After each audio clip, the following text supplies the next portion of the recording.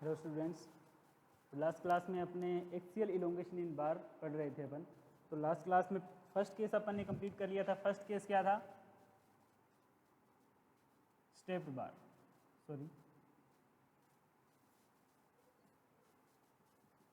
Prismatic बार। अगर बार आपकी prismatic है तो उस केस में एक्सियल इलोंगेशन कितना होगा, है ना। और नेक्स्ट केस अपन पढ़ते हैं, केस सेकेंड, जब बार आपकी कैसी हो, नॉन प्रिज्मेटिक हो, नॉन प्रिज्मेटिक बार। तो आज का जो अपना टॉपिक रहेगा वो रहेगा नॉन प्रिज्मेटिक बार। तो नॉन प्रिज्मेटिक बार में अपन क्या फाइंड आउट करेंगे? एक्सियल इलोंगेशन फाइंड आउट करेंगे, ठीक है। तो नॉन प्रिज्मेटिक बार में सबसे पहला जो टॉपिक है वो आपका है स्टेप्ड बार, ठीक है। तो अगर बार आपकी कैसी हो, स्टेप्ड हो, तो स्टेप्ड का मतलब क्या है? देखो, जैसे ये बार थी आपके पास, ठीक है, फिर आपने एक बार एसी इसके अंदर कनेक्ट कर दी, ठीक है, तीसरी फिर आपके पास ऐसी कुछ बार है, देख रहे हो आप, है ना। ये क्या है? मतलब कभी बार बड़ी है, कभी फिर छोटी, फिर बड़ी, है ना। लेंथ भी इसकी अलग हो सकती है। तो अगर मैं बोलूँ कि इसकी लेंथ L1 है, ठीक है, इसकी लेंथ है L2 और इसकी लेंथ है L3, तीनों की लेंथ अलग है। किसी की सेम हो तो आप L1 = L2 = L3 कर देना, है ना। लेकिन अभी बार की लेंथ है अलग अलग। इसका एरिया A1 है क्रॉस सेक्शन, इसका एरिया A2 है, इसका एरिया A3, ठीक है। अगर यंग्स मॉडुलस ऑफ इलास्टिसिटी की बात की जाए, इसका E1 है, इसका E2 है और इसका कितना है? E3। तीनों की तीनों चीज़ें ही अलग है। एरिया की बात करें, चाहे अपन यंग्स मॉडुलस ऑफ इलास्टिसिटी की बात करें या लेंथ की बात करें, तीनों केस में क्या है? अलग अलग है। अब आपने पढ़ा था लास्ट क्लास में, आपने क्या देखा कि elongation delta equals to PL/E। तो आप देख रहे हो तीनों सीरीज के अंदर है। अगर ये तीनों सीरीज के अंदर है, इसके अंदर इलोंगेशन होगा वो मान लो डेल्टा 1 है ना। इसके अंदर जो इलोंगेशन हुआ वो इलोंगेशन है मान लो डेल्टा 1, ठीक है। अगर इसके अंदर जो इलोंगेशन है वो मान लो कितना है? डेल्टा 2, ठीक है। तो अगर फोर्स की बात करता हूँ, वो P, इसमें भी P लग रहा है, P लग रहा है, तो तीनों पे जो भी फोर्स लगे, फोर्स तो तीनों में क्या है? सेम। लेकिन अगर इलोंगेशन की बात करूँ, इसमें करता हूँ तो ये L1 A1 E1, ठीक है। इसमें इलोंगेशन कितना होगा इसकी वजह से? अगर मैं बात करता हूँ डेल्टा 2 की, तो इसमें कितना इलोंगेशन होगा? PL2 A2 E2। अगर इसमें इलोंगेशन की बात करता हूँ डेल्टा 3, PL3/A3 E3। क्या इलोंगेशन इतना ही होता है?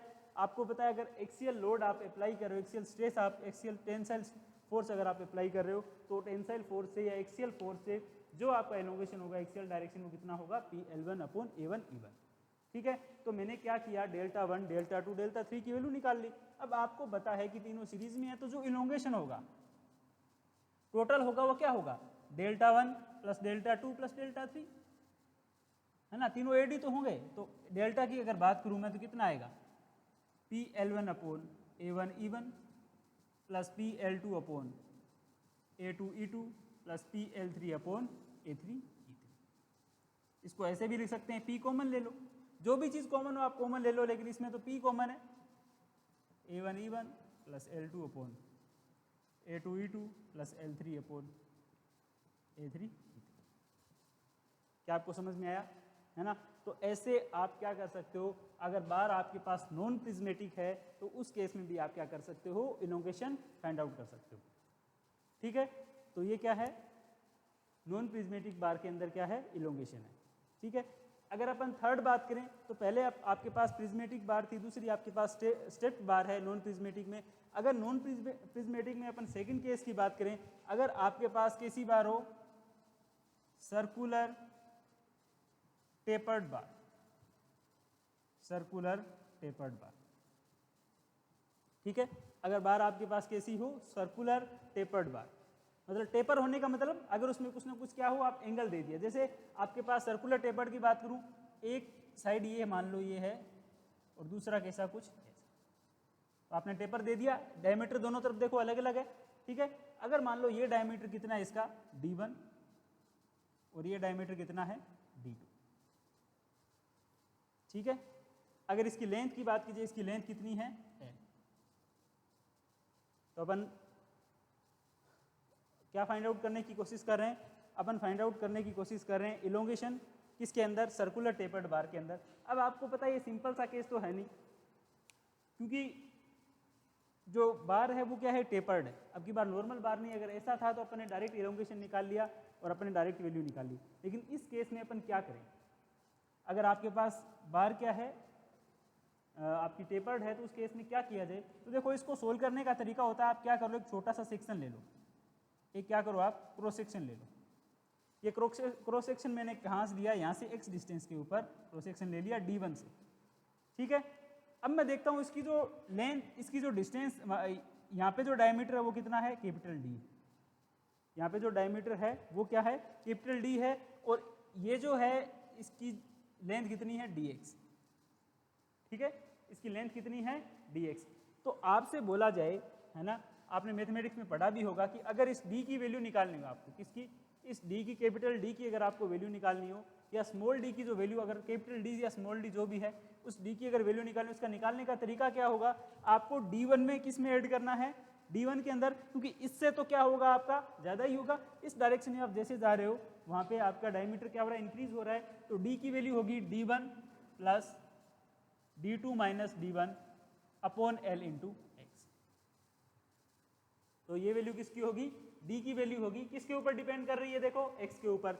जैसे जैसे अपन आगे जाते जाएंगे इस d की वैल्यू क्या होती जाएगी, इंक्रीज होती जाएगी, ठीक है। तो ये आपके पास किसकी वैल्यू है, d की।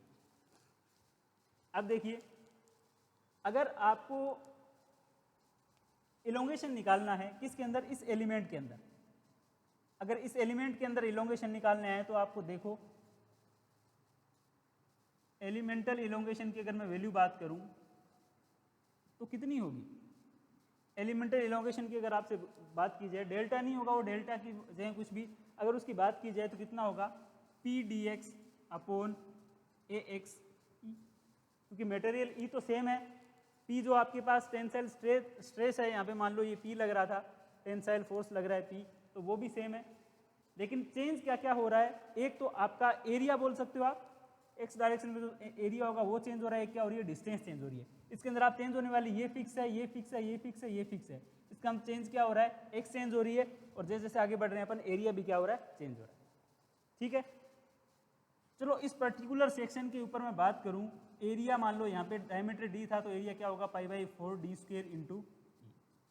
लेकिन फिर भी चेंज होने वाली चीज क्या है यहाँ पे, ई, फिर भी आपका dx फिर भी क्या हो रहा है, चेंज हो रहा है, ठीक है, चेंज हो रहा है। तो अब देखते हैं, अगर यहाँ पे फिर आपको इलोंगेशन की वैल्यू बात करें, पी डी एक्स अपॉन π/4, अब वैल्यू किसकी निकालनी है, डी की। डी आपका वेरिएबल है, देख सकते हो, डी कांस्टेंट नहीं है, एक्स के साथ क्या हो रहा है, वेरी हो रहा है। अगर इसको मैं एक कांस्टेंट ले लूँ, इसको एक कांस्टेंट ले लूँ, उसकी वैल्यू ले लूँ मैं के, तो ये क्या होगा, π/4 d1 प्लस के एक्स का होल स्क्वायर इंटू ई। ये आपको समझ में आया, मैंने क्या कर लिया, इसको एक कांस्टेंट ले लिया के, क्योंकि ये फिक्स रहेगी वैल्यू के, तो d1 प्लस के एक्स का स्क्वायर, देख पा रहे हो आप। तो अगर आपको इस केस में अगर टोटल इलोंगेशन निकालना हो, आपको क्या फाइंड आउट करना हो, अगर टोटल इलोंगेशन फाइंड आउट करना हो, टोटल इलोंगेशन कैसे निकालते हो, टोटल इलोंगेशन, जो भी आपके पास बार दिया हुआ था उसको क्या कर लो, क्योंकि यहाँ पे क्या है बच्चों, अभी तक dx है ना, और यहाँ पे भी x था, तो आप इसको क्या करो, इंटीग्रेट कर दो। इंटीग्रेट करोगे तो 4 ऊपर की तरफ, 4 p dx अपॉन पाई, ई था, ई भी कांस्टेंट है, d1 प्लस के एक्स का होल स्क्वायर, ठीक है। तो ये आपके पास किसकी वैल्यू आई, टोटल इलोंगेशन की। लेकिन अभी भी क्या है, यहाँ पे आप देख सकते हो, अब x कहाँ से कहाँ तक वेरी हो रहा है, x कहाँ से कहाँ तक, वो 0 से लेके l तक, है ना, क्योंकि l की यहाँ पे 0 है और यहाँ पे क्या है, मैक्सिमम कैपिटल L के बराबर। तो जब आप इसको सोल्व करोगे, इस इंटीग्रेशन को जब आप सोल्व करोगे, तो इसकी जो वैल्यू आएगी वो कितनी आएगी, 4pl upon pi d1 d2, कितनी वैल्यू आएगी, 4pl upon pi d1 d2 into ई। तो ये फॉर्मूला भी आपको क्या रखना है बच्चों, याद रखना है। आप इसको सोल्व करके देखना, सिंपल इंटीग्रेशन है, आप 11th 12th क्लास में पढ़ के आए हो, ये बताने की जरूरत नहीं है। तो आपके पास जो वैल्यू आएगी डेल्टा की, तो आपसे पूछा जा सकता है, क्वेश्चन आ जाएगा सर्कुलर टेपर्ड बार का, आपको D1 D2 और L की वैल्यू दे देंगे, लोड की वैल्यू दे देंगे, और आपसे क्या पूछ लेंगे, टोटल इलोंगेशन की वैल्यू आप फाइंड आउट करके बताओ। ठीक है, तो ऐसे आप क्या कर सकते हो, सर्कुलर बार में आप क्या निकाल सकते हो, टोटल इलोंगेशन निकाल सकते हो। ठीक है, तो अब नेक्स्ट अपन पढ़ते हैं रेक्टेंगुलर टेपर्ड बार। नेक्स्ट जो आपका केस है वो है रेक्टेंगुलर टेपर्ड बार में। समझ में आया आपको, बिल्कुल आसान है, बस कंसेप्ट को पकड़े रहो। अब की बार है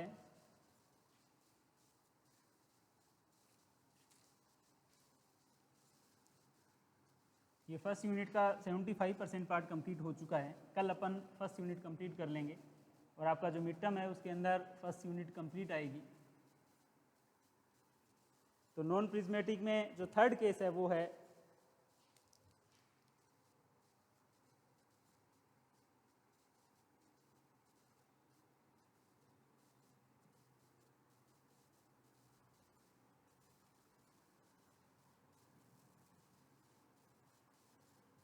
rectangular tapered bar of constant thickness.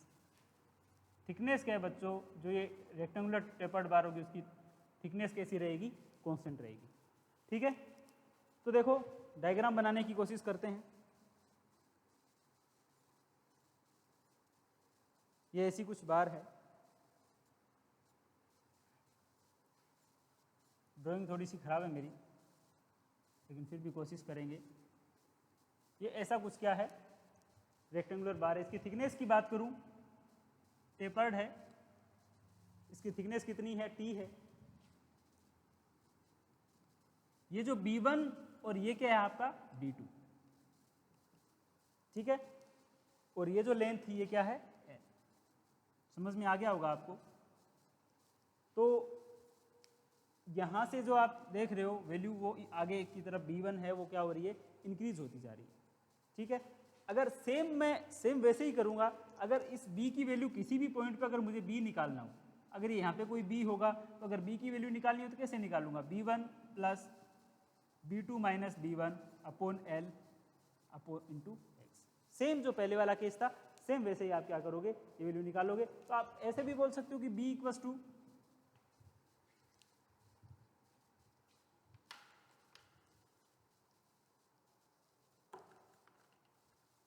पहले की तरह सेम, आप ऐसा भी बोल सकते हो B equals to B1 plus k x. ठीक है, B equals to B1 plus k x.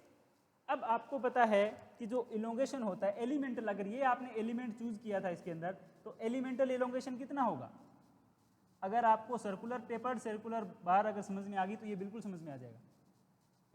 Elemental elongation निकालना है, तो मतलब एक एलिमेंट का इलोंगेशन निकालना है तो कैसे निकालोगे, एलिमेंटल इलोंगेशन कैसे निकालते थे, P dx upon ax into E. ठीक है, तो अब आप देखो यहाँ P dx वो का वो रहेगा, लेकिन एरिया आपकी बार बताओ क्या होगा, एरिया ये B की वैल्यू होगी इंटू टी, है ना।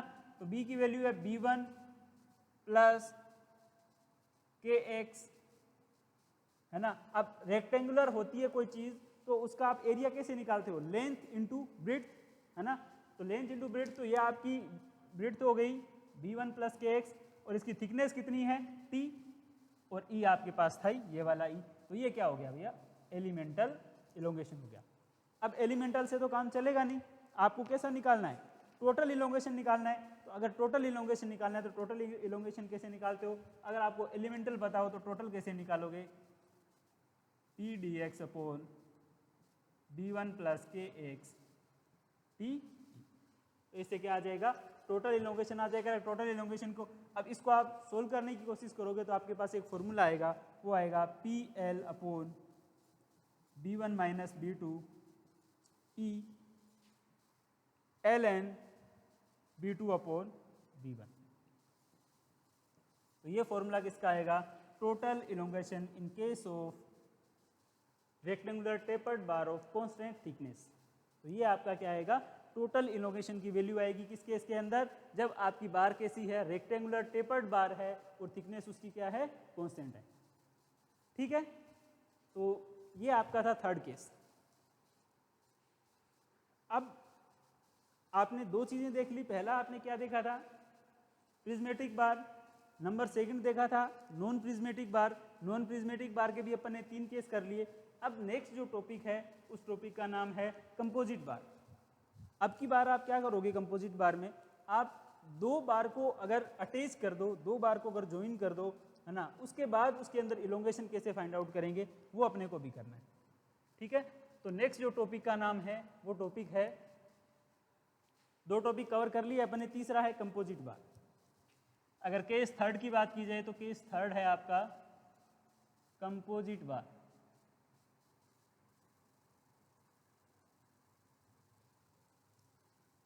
कंपोजिट बार, सबसे पहली बात कंपोजिट बार बनी कैसे, आपने दो बार को क्या कर लिया, ज्वाइन कर लिया। देखो एक बार आपके पास ये थी और दूसरी बार आपके पास ये है, हो गई दो बार। इसका जो एरिया A1 है और E1 क्या है, यंग्स मॉडुलस ऑफ इलास्टिसिटी, ये एरिया A2 है, यंग्स मॉडुलस ऑफ इलास्टिसिटी क्या है, E2। और लेंथ मान ली आपने कि दोनों की लेंथ कितनी है, सेम। या आपने इसको दोनों को ज्वाइन किया था, कंपोजिट किया है, तो लेंथ दोनों की क्या है, सेम। इस पे भी आप टेंसाइल फोर्स लगाते हो P, इस पे भी लगाते हो। अब आप मुझे बताओगे, मान लो इसके ऊपर P1 फोर्स लगा, इसके ऊपर P2 लगा, लेकिन टोटल कितना लगा। अगर आपसे बोला जाए कि टोटल कितना फोर्स लगा, तो टोटल तो P लगा होगा ना। अगर मैं बोलूं कि P1 plus P2 equals to P, इस बात में कितने लोगों को दिक्कत होगी, किसी को नहीं होनी चाहिए। क्योंकि अगर इसके ऊपर टोटल फोर्स कितना लग रहा है P, मैं बोल रहा हूँ इसके ऊपर P1 लग रहा है, इसके ऊपर P2 लग रहा है, लेकिन दोनों को आपने ज्वाइन कर रखा है, तो ज्वाइन करने के बाद अगर टोटल फोर्स P होगा वो तो P1 प्लस P2 के इक्वल होगा। लेकिन एक बात बताओ आप, अगर ये दोनों ज्वाइन है, दोनों क्या है, कंपोजिट है ना, तो अगर कंपोजिट है इसका मतलब इसके अंदर जितना इलोंगेशन होगा उतना का उतना इलोंगेशन दूसरे वाले के अंदर होगा। ये बात कितने बच्चों के समझ में आई? अगर ये समझ में आ गई तो आपके कंपोजिट बार भी समझ में आ जाएगा। क्योंकि जब ये दोनों को ज्वाइन कर दिया, दोनों की लेंथ सेम है, तो इसके अंदर जितना इलोंगेशन होगा उतना इलोंगेशन इस नीचे वाली बार के अंदर होगा। मतलब डेल्टा 1 इक्वल्स टू डेल्टा 2। अगर ये आपको समझ में आ गया तो डेल्टा 1 क्या होगा, elongation we know PL upon AE। तो अगर डेल्टा 1 की बात करता हूं तो PL तो दोनों का सेम था PL, अगर डेल्टा की बात करता हूं तो P2L अपॉन A2 E2। ये तो बेसिक एक्सियल इलोंगेशन है। तो आपने डेल्टा 1 डेल्टा 2 की वैल्यू फाइंड आउट कर ली है, और डेल्टा 1 और डेल्टा 2 की वैल्यू को आप इक्वल करने की कोशिश करो, क्योंकि ये अगर इलोंगेशन दोनों में क्या होगा, इक्वल होगा। तो जैसे ही मैंने इक्वल किया P1L upon A1 E1 equals to P2L upon A2 E2। समझ में आया? L से L आपने क्या कर दिया, कैंसिल। ठीक है, और P1 की अगर आपको वैल्यू निकालनी है, यहां से आपने क्या किया, P1 की वैल्यू निकाली, तो P1 की वैल्यू में P2 into A1 E1 upon A2 E2, ये क्या निकाली, P1 की वैल्यू। अब आप जानते थे इसी इक्वेशन के according P1 plus P2 equals to क्या होता है, P होता है। तो P1 की वैल्यू आपने फाइंड आउट कर ली, क्या, P2 A1 E1 upon A2 E2 plus P2 upon equals to क्या, P। यहाँ से P2 फाइंड आउट कर सकते हो, नहीं कर सकते?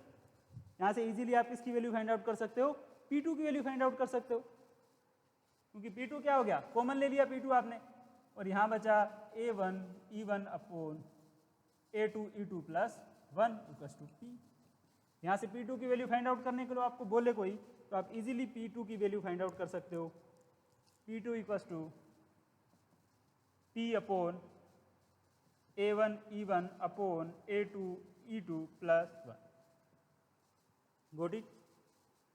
तो ये आपका क्या है, P2। ऐसे ही आप P1 की वैल्यू भी निकाल सकते हो, निकाल सकते हो कि नहीं निकाल सकते? तो ऐसे ही आप ये P1 की P2 की दोनों की वैल्यू निकाल सकते हो। और अगर आपको इलोंगेशन निकालने के लिए बोले कि डेल्टा 1 और डेल्टा 2 की वैल्यू दोनों की इक्वल होगी, ये किसके इक्वल होगी, तो आप इजीली वैल्यू फाइंड आउट कर सकते हो, है ना। जो भी P1 की वैल्यू आई है या जो भी P2 की वैल्यू आई आप इसमें पुट कर दो, P2 की वैल्यू इसके अंदर पुट करोगे, आपके पास वैल्यू आ जाएगी। आप इसको सोल्व करोगे तब आपके पास वैल्यू आएगी PL upon A1 E1 plus A2 E2। तो ये भी फॉर्मूला आपके लिए इम्पोर्टेंट है।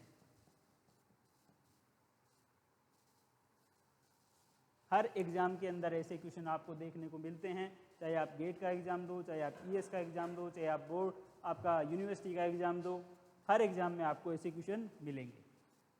ठीक है, तो ये आपका जो टॉपिक था ये था कंपोजिट बार। तो आप ऐसे P2 P1 सबकी वैल्यू निकाल सकते हो और इलोंगेशन आपका PL upon A1 E1 plus A2 E2। ठीक है, समझ में आया आपको? तो आज के लिए इतना ही। नेक्स्ट क्लास में पढ़ेंगे elongation due to self weight. ठीक है, और इसके बाद पढ़ेंगे अपन थर्मल स्ट्रेस। तो शायद नेक्स्ट क्लास कल अपना कंप्लीट हो जाएगा ये। Thank you.